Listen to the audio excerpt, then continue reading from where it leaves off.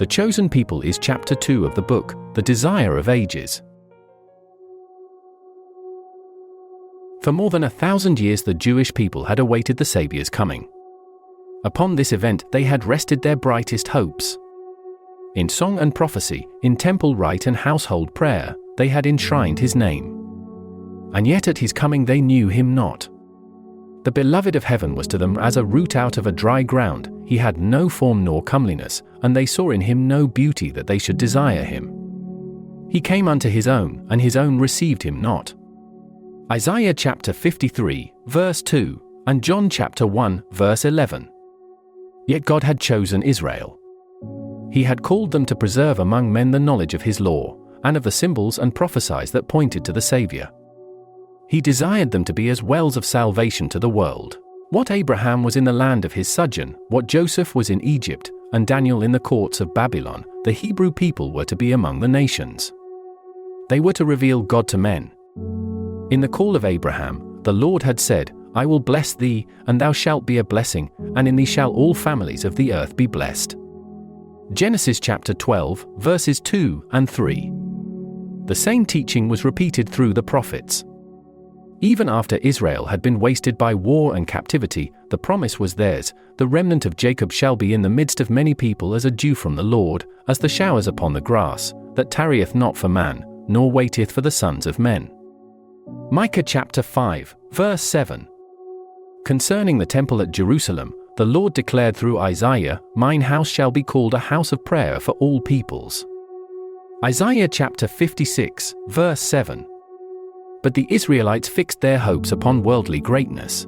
From the time of their entrance to the land of Canaan, they departed from the commandments of God, and followed the ways of the heathen. It was in vain that God sent them warning by his prophets. In vain they suffered the chastisement of heathen oppression. Every reformation was followed by deeper apostasy. Had Israel been true to God, he could have accomplished his purpose through their honor and exaltation. If they had walked in the ways of obedience, he would have made them high above all nations which he hath made, in praise, and in name, and in honor. All people of the earth, said Moses, shall see that thou art called by the name of the Lord, and they shall be afraid of thee. The nations which shall hear all these statutes shall say, Surely this great nation is a wise and understanding people. Deuteronomy chapter 26, verse 19, chapter 28, verse 10, and chapter 4, verse 6. But because of their unfaithfulness, God's purpose could be wrought out only through continued adversity and humiliation. They were brought into subjection to Babylon, and scattered through the lands of the heathen. In affliction many renewed their faithfulness to his covenant. While they hung their harps upon the willows, and mourned for the holy temple that was laid waste, the light of truth shone out through them, and a knowledge of God was spread among the nations. The heathen systems of sacrifice were a perversion of the system that God had appointed, and many a sincere observer of heathen rites learned from the Hebrews the meaning of the service divinely ordained, and in faith grasped the promise of a Redeemer. Many of the exiles suffered persecution. Not a few lost their lives because of their refusal to disregard the Sabbath and to observe the heathen festivals. As idolaters were roused to crush out the truth, the Lord brought his servants face to face with kings and rulers, that they and their people might receive the light. Time after time the greatest monarchs were led to proclaim the supremacy of the God whom their Hebrew captives worshipped. By the Babylonish captivity the Israelites were effectually cured of the worship of graven images. During the centuries that followed, they suffered from the oppression of heathen foes, until the conviction became fixed that their prosperity depended upon their obedience to the law of God. But with too many of the people obedience was not prompted by love. The motive was selfish. They rendered outward service to God as the means of attaining to national greatness. They did not become the light of the world, but shut themselves away from the world in order to escape temptation to idolatry. In the instruction given through Moses, God had placed restrictions upon their association with idolaters, but this teaching had been misinterpreted. It was intended to prevent them from conforming to the practices of the heathen, but it was used to build up a wall of separation between Israel and all other nations. The Jews looked upon Jerusalem as their heaven, and they were actually jealous lest the Lord should show mercy to the Gentiles. After the return from Babylon, much attention was given to religious instruction. All over the country, synagogues were erected, where the law was expounded by the priests and scribes. And schools were established, which, together with the arts and sciences, professed to teach the principles of righteousness. But these agencies became corrupted. During the captivity, many of the people had received heathen ideas and customs, and these were brought into their religious service. In many things they conformed to the practices of idolaters. As they departed from God, the Jews in a great degree lost sight of the teaching of the ritual service. That service had been instituted by Christ himself. In every part it was a symbol of him, and it had been full of vitality and spiritual beauty. But the Jews lost the spiritual life from their ceremonies, and clung to the dead forms.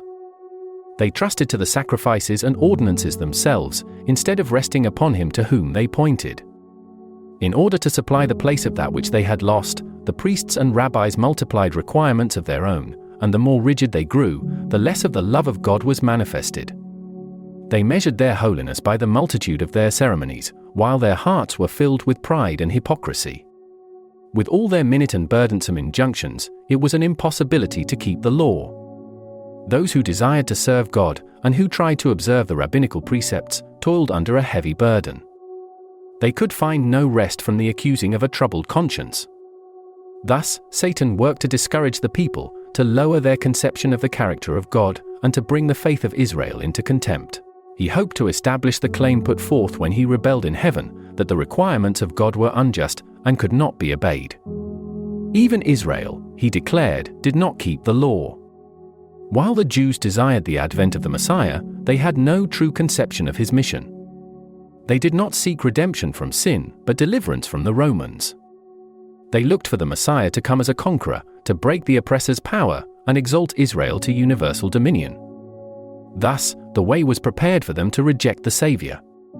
At the time of the birth of Christ, the nation was chafing under the rule of her foreign masters, and racked with internal strife.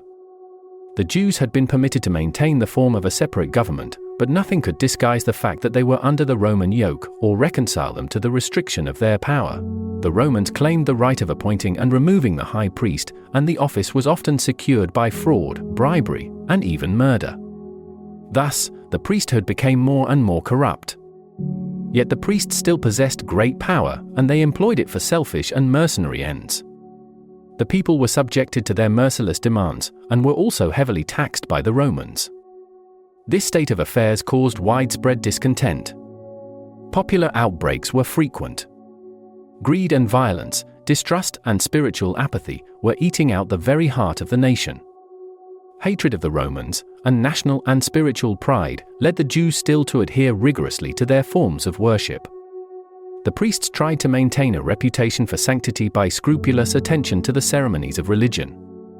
The people, in their darkness and oppression, and the rulers, thirsting for power, longed for the coming of one who would vanquish their enemies and restore the kingdom to Israel. They had studied the prophecies, but without spiritual insight. Thus, they overlooked those scriptures that point to the humiliation of Christ's first advent, and misapplied those that speak of the glory of his second coming. Pride obscured their vision. They interpreted prophecy in accordance with their selfish desires. What did the fullness of the times mean for humanity? Explore the profound timing of Christ's birth, fulfilling ancient prophecies and setting the stage for redemption in unexpected ways. Discover the hidden mysteries behind the long-awaited Savior's arrival and the divine timing that shaped human history forever. Witness how understanding the fullness of God's timing can ignite hope and transform your perspective on faith and fulfillment. Watch now to unlock profound insights in Chapter 3 of The Desire of Ages, titled The Fullness of the Time. Thank you for reflecting. Don't forget to like, share, and subscribe for more Spirit of Prophecy audiobooks.